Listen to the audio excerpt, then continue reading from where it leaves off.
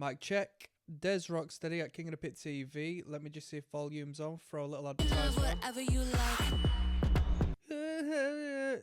We're listening to Incendiary, yeah? We're jumping a whole bunch of records because what I did was, you know, I thought I'd put a nice easy listener on because I've always wanted to check them out to a fuller degree as to what I have done. We put on, what did they call it? Crusade or something, which is like essentially the debut, correct me if I'm wrong.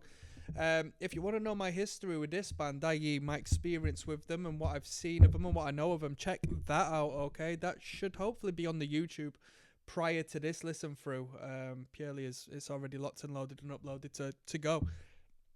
I've seen this band live before and I was very impressed. I like this band from what I've seen because the frontman kind of vocally reminds me a little bit of Zach De La Rocha, and the band are tight. Band are really tight. But we're going from like the start to whatever we are now. Like 1 year ago, this is quite possibly the last album they've put out, and I'm unfamiliar with it looking at the artwork. I know about what was it, that 1,000 Mile Stare or whatever it was called, right? Because that album artwork was quite striking, and just as far as my awareness, and we're sipping straight from the lime tree tonight, all right, people. Let's get to it. So, as far as I'm aware, just through brand awareness, for lack of a better term, I seen the other records like sort of create more emphasis upon its arrival, given that I actually saw that being posted a couple of times, and I've never seen this artwork before, so maybe this is an underrated record, you tell me. But I'm looking forward to hear the more modern sort of adaptation of this band's sound. It's beyond a decade, like 15 years since the Crusade record we listened to, maybe around that time. So this is going to be really exciting to listen to. It's going to be really fun because we've only got 10 tracks and we're under 3 minutes apart from 2 tunes. So I'm happy with that. That's my cup of tea. 2 minutes 30 to 3 minutes. That's my song length right there. I think you can get everything done in that. This was a recommendation, so let me give a shout out to Joel, who puts us onto a lot of great metalcore music. He recommended that on the Patreon. Hey, let's jump in. Bite the Hook, track number 1.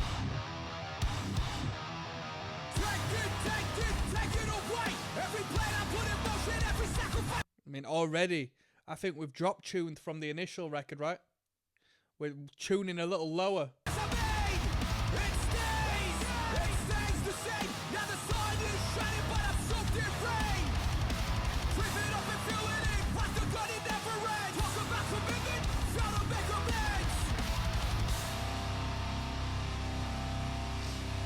Let's go.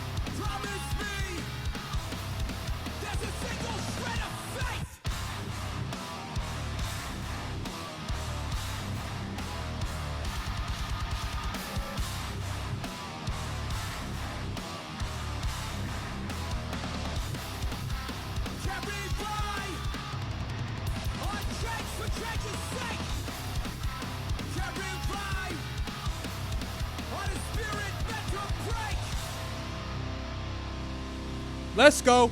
Come on.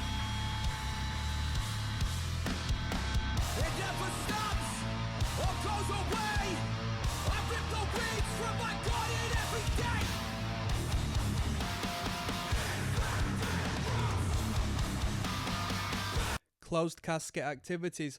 You know what? I would say that Closed Casket is an underrated record label. Personally, I reckon they're pretty underrated. Produced by Will Putney.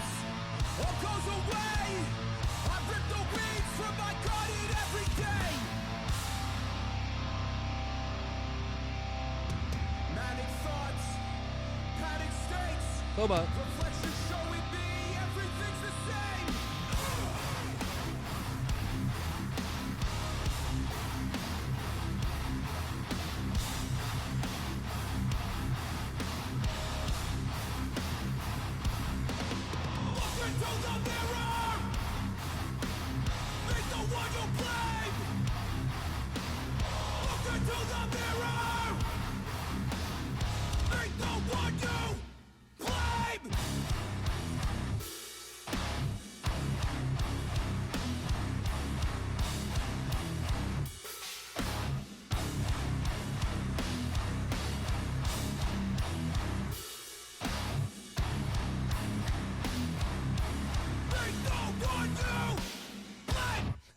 Yeah, that was a fat guy riff there at the end.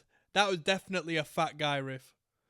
That was a fat guy riff there. You know what? I would argue that Incendiary could quite possibly be not a proper fat guy band.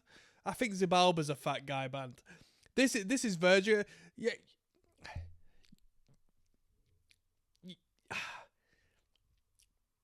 Not strictly fat. You can have a fair bit of muscle if you're an Incendiary fan in the pit, I reckon. I wouldn't call this skinny guy hardcore, you know. Do you know what?